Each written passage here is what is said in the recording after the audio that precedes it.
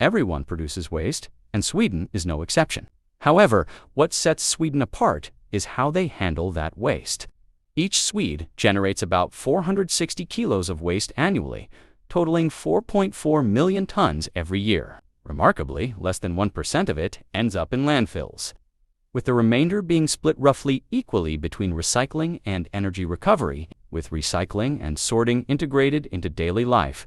Sweden is able to convert much of its waste into energy using 32 incineration plants, making it a global leader in waste-to-energy initiatives. In Helsingborg, in southern Sweden, around 40% of households receive district heating from waste incinerated at the Helsingborg plant.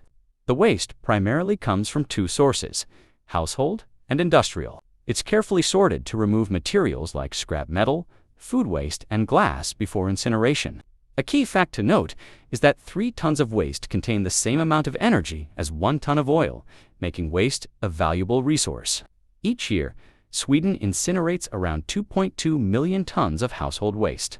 Despite producing millions of tons of waste, Sweden's incineration plants have overcapacity, leading the country to import waste from other European nations, such as Norway, the UK, Ireland, and Italy. Waste has become a commodity, and Sweden imports about 800,000 tons annually.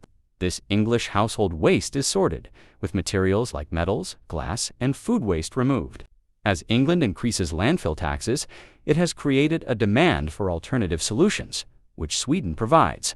Approximately 20% of the fuel used at the Helsingborg plant comes from imported waste, mostly from the UK.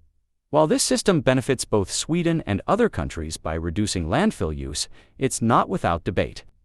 Some question whether waste-to-energy is truly clean energy. However, when compared to landfills, it's a far better option. Sweden's incineration processes operate well within legal emission limits, producing only half the emissions allowed by authorities. Across Europe, around 150 million tons of waste are still sent to landfills each year. The EU is reviewing waste legislation and may propose stricter recycling goals and additional landfill bans. In the long term, the world must produce less waste, but until then, converting waste into energy offers an effective solution.